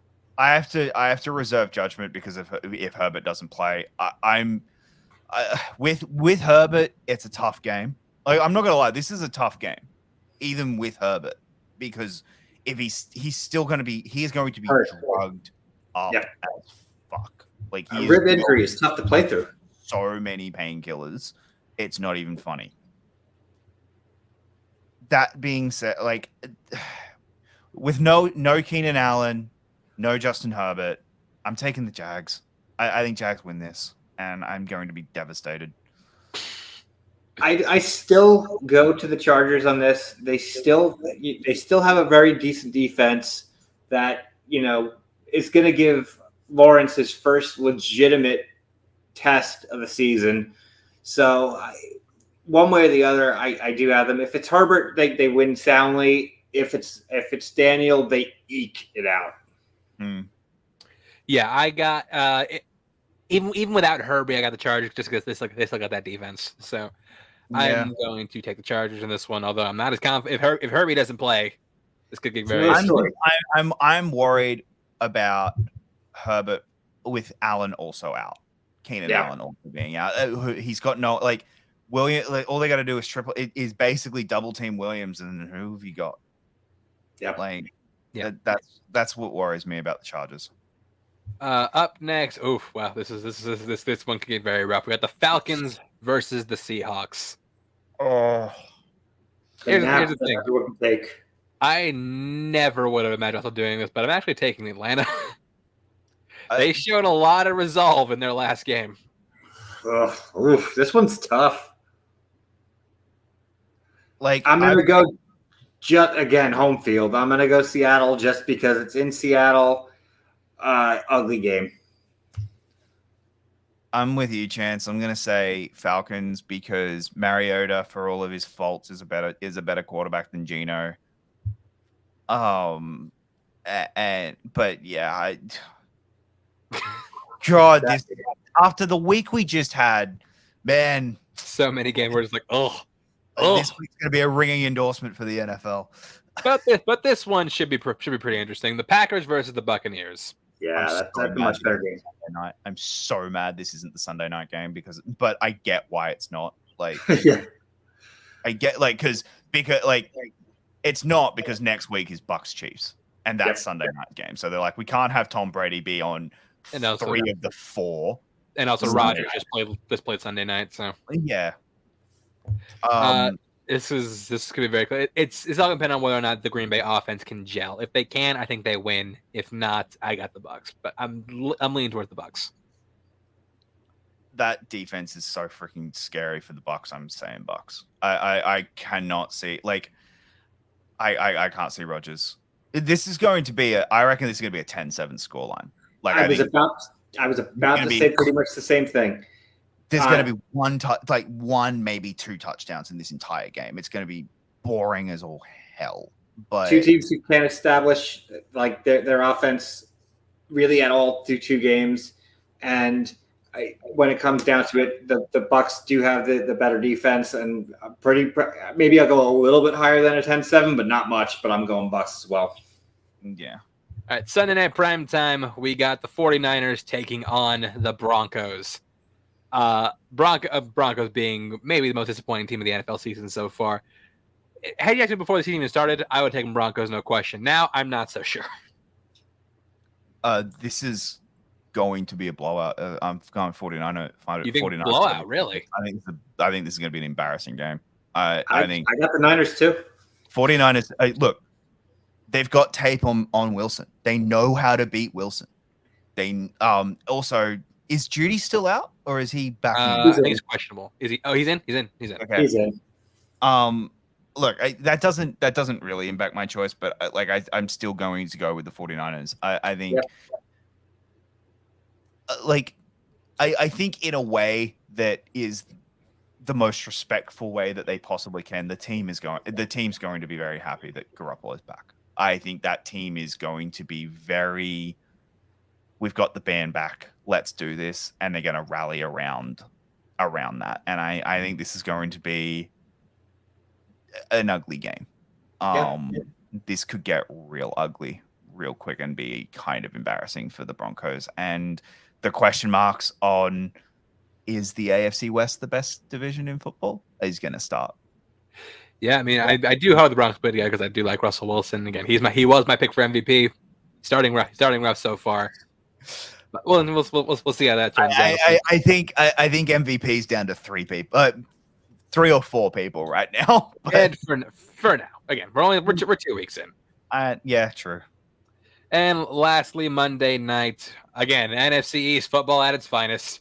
Got Cooper Rush versus Daniel Jones. Why is this on prime time? Yeah, this is gonna be a rough week. Yeah, this is gonna be a rough week. I'm leaning Giants. I'm gonna say Cowboys because Daniel Jones is gonna get sacked 5 times. Because Micah Parsons, I look. But at the same time, though, you got 2 solid tackles for. I know. Micah Parsons could be we could be looking at a Lawrence Taylor season. Okay, let's calm down. Let's relax. Look, we have a new Lawrence Taylor. His name is TJ fucking Watt. Shut your mouth. If anybody's going to compare to Lawrence Taylor, it's TJ fucking Watt, okay? Or Aaron Donald. Fucking Myles Garrett. I don't care. Let's calm down, okay? Micah Parsons is scary. Micah Parsons terrifies me. I do not want to be going up against Micah Parsons in any form whatsoever. I'm going to say the Cowboys for that sole reason. That's the only If reason. Daniel Jones can't Daniel Jones it up, then I got the Giants. I'm going to go with the Giants again. Pretty much what I said before. I don't know how it's going to happen. They don't know how it's going to happen, but somehow they're going to wind up 3-0. So, yeah, question marks, but they're going to win. I don't know how it's going to happen and why it's going to happen, but the Giants are somehow going to be 3-0. Week 3, not looking very exciting, but that's going to do it for us here on the show. Jacob, thanks for joining us. You want to plug anything before we head out? No, yeah, it's gonna head out. I just want to say what's something that's absolutely insane about that game, though. If the Cowboys win it, they'll be at the top of their division. Mm-hmm. Which is nuts. Oh wait, no, hang on, wait. Eagles. Sorry, I thought the Eagles. Sorry, never mind. The Eagle. I thought the Eagles were playing the Bills one. Never mind. Don't worry. But yeah, which is nuts. I think the East is actually going to still be competitive somehow because the East is the fucking East. And always is. They always find a way to be competitive. You guys can find me just at Jacob Blunden on Twitter, Facebook, everywhere. I don't really have anything we're doing at the moment, but I like being here and talking football. Yeah, we'll definitely bring it back at some point. Mike, anything you want to plug before you head out? Yeah, as always, you can find me Wednesday nights on What the Show. This week, I don't remember if we are confirmed guests, so I won't say who it's supposed to be yet. But we do got a lot coming up in the next month, including a big 2-year stream. So 2-year anniversary coming up for us. If I'm at Twitter, Instagram, Chance Wars _91. Check me out. Check out all the other shows we're doing for the channel. This week on the PJ Campbell Show, we are back. We're talking about our top 12 Stephen King adaptations. We got 2 steps beyond, as well as our upcoming podcast, A Fistful of Movies, which we are going to be getting up and going very, very soon. Until then, that's going to do it for us. Thank you for watching, and we will see you next week.